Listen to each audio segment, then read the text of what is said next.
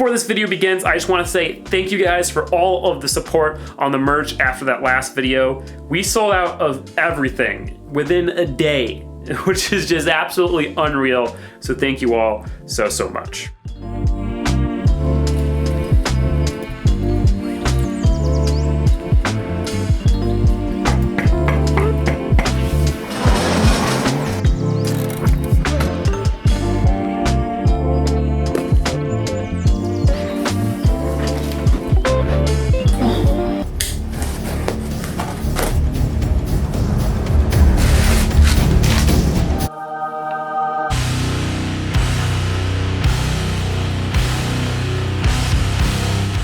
So this is Deatschwerks' new 650 inline brushless fuel pump and brushless fuel pump controller. And this is what is going to go into the Volvo to allow us to keep fuel pressure and make more power. And this fuel pump will flow enough fuel to allow us to get deep into the 1,000 horsepower range. Let's get the old fuel pump tray out of the car and then we can do a little bit of a comparison.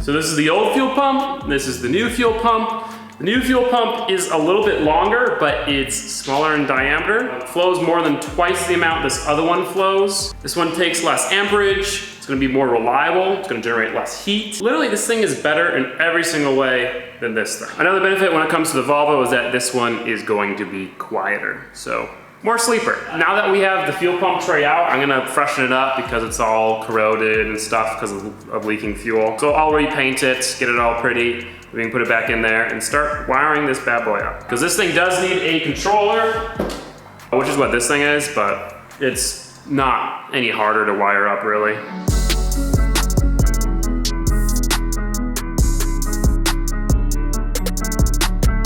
Before we install the controller and wire up the fuel pump, I'm gonna uninstall the old wiring and kind of start fresh, because as you can tell, it's kind of a mess.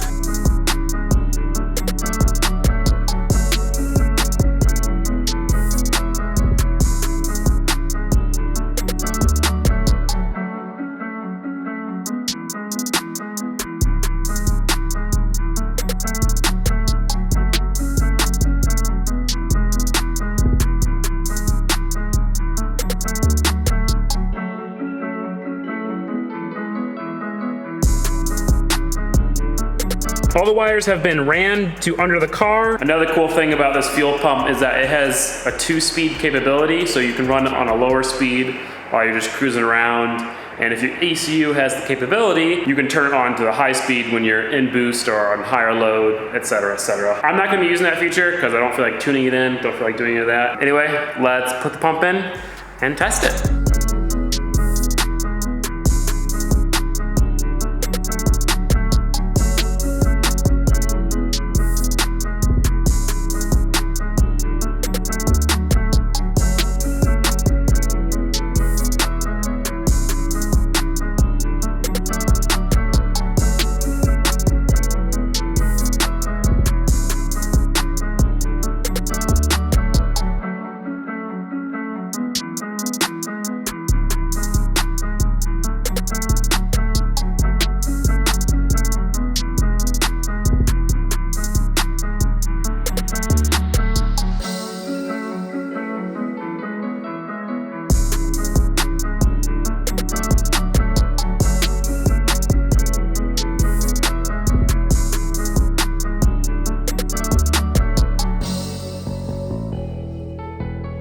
If I wired everything up correctly, we should be able to just turn the key and have both of the fuel pumps turn on. So we still have the DW200 in the tank.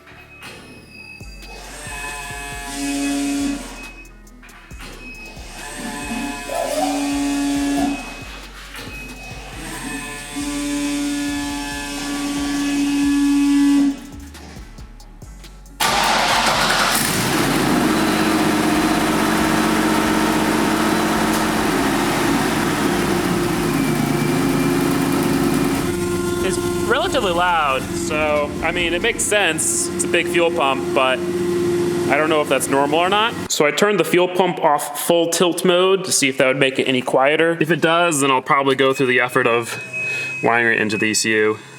Oh yeah, it's way quieter now. Yeah, it's way quieter. Can't even hear it now. So, now we have to wire a second wire so the ECU tells the second fuel pump or the full tilt mode to come on and boost.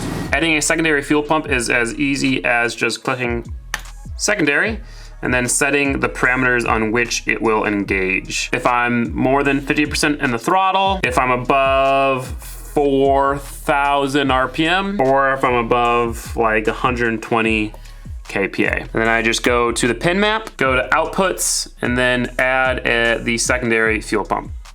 Done, save. Now we just have to run a wire from that pin into the fuel pump. Well, it's wired up, and there's only one thing left to do, and that is to test it. I don't really know of any way to test it besides taking it for a drive and flooring it.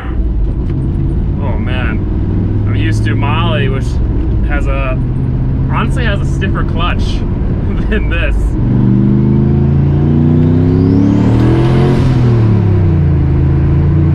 You know, I want to make sure that there's still meth in the tank too, because I haven't checked that in a while.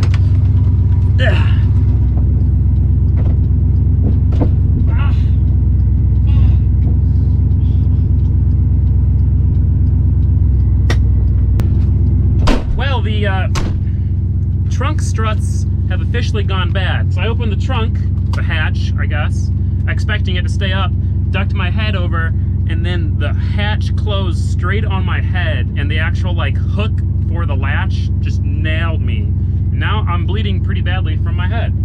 I wonder if you can see that. That hurt.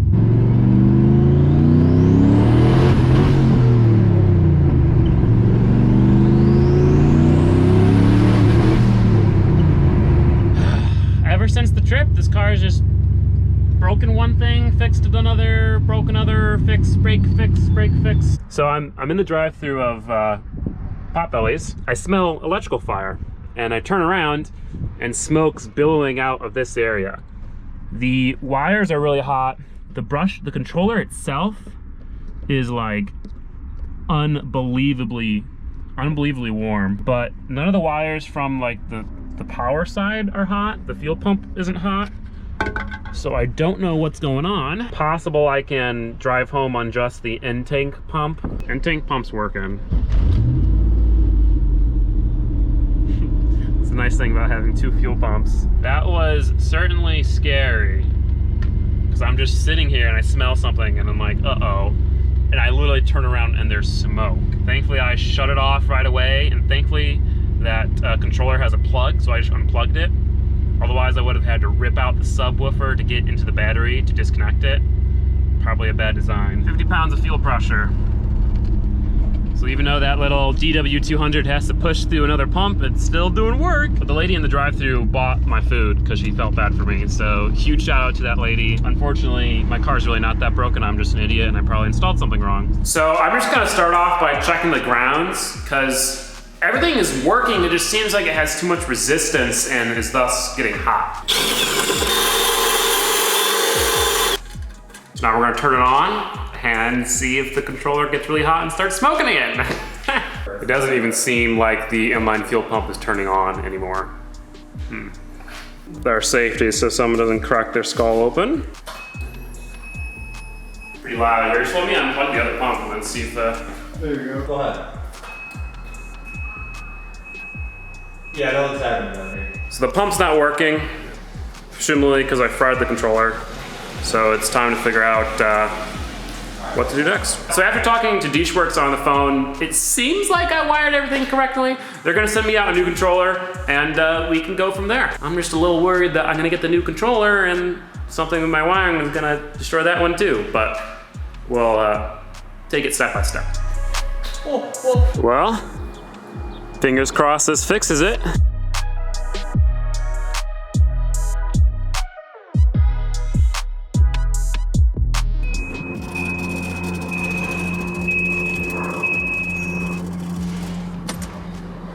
That doesn't sound right.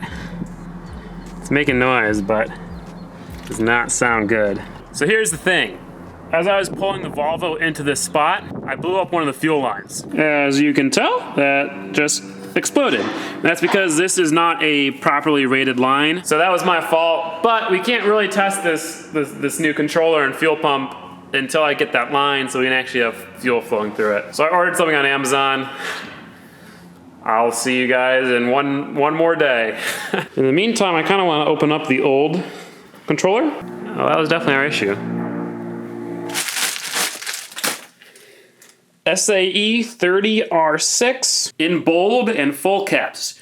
Do not use the 30R6. This is a low-pressure fuel hose and is not designed to be used with fuel injection systems. While the pressure rating may seem enough, that is burst pressure, which is not the same as working pressure. 30R6 has to meet a working pressure of 50 PSI. Which is 20 PSI too f***ing low. This is why we can't have nice things. I'll see you in another few days. But Deatschwerks saved the day and overnighted everything I need to turn that line into an AN line. But that's when I got COVID. And for the past 3 days, I felt like I was gonna die. And I'm still not feeling great. I still feel like shit, but I'm feeling good enough where I can work. Because I need to work, because I'm moving in 20 days and I have to finish a car and pack a shop and an apartment.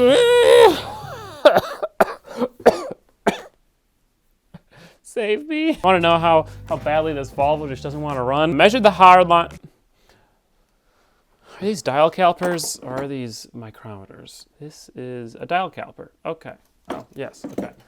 Anyway, I measured the hard line on the Volvo with my dial calipers and it said a little bit over ½ an inch. So I bought an ½ an inch hardline adapter. Well, this thing must be wrong, so fuck that, because this hardline adapter is way too big. It's a 7/16 hardline because it uses a 7/16 hose, duh. So now, I gotta overnight more parts.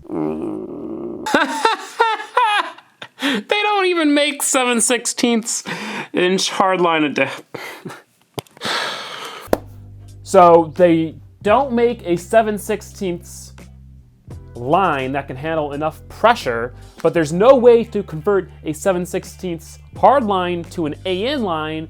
So what the hell am I supposed to do? I think the only thing I can do is remove the entire thing, weld a AN bung onto the 7/16 inch hard line, put it back in, and then make an AN line.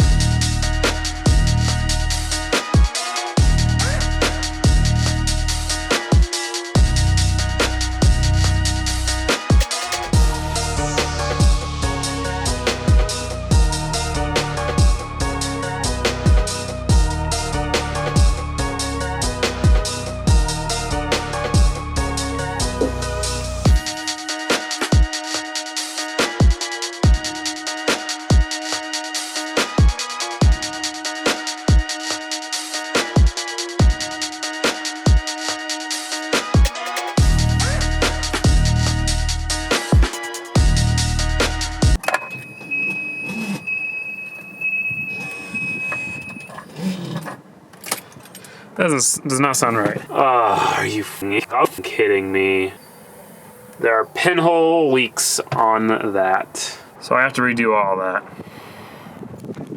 But we're not going to. Even though that welded on bung was leaking a little bit, it gave us enough time to prime the fuel system and figure out that that brand new Deatschwerks pump seems like it's damaged. It is not happy, it's not making the right noises, and the fuel pressure it's making is pretty much nothing. And so we're ditching this fuel system setup. I've been talking to Deatschwerks a lot through this process. They don't really know what's going on. I don't really know what's going on, but something with the setup that we have, the big inline pump sucking through the small in-tank pump is not working. Whether the in-tank pump is causing a restriction for the bigger pump, or maybe the in-tank pump is aerating the fuel, causing the big inline pump to burn out, something with this system is not working because we're now 0 for 3 with Deatschwerks fuel pumps. And let me tell you, I've been running their products long enough to know that that doesn't happen. Every single car I built, all the way back to Molly, when we originally turbocharged her, has been running Deatschwerks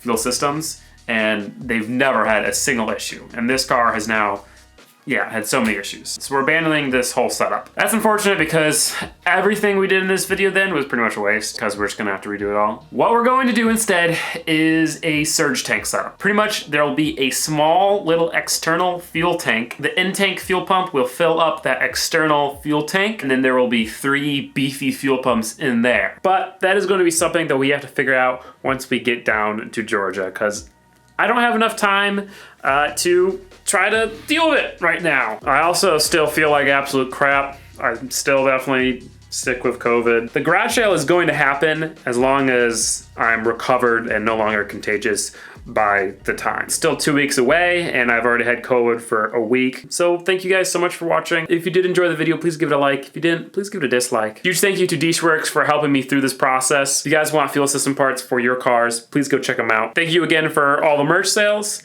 and I will see you guys next time. Bye-bye.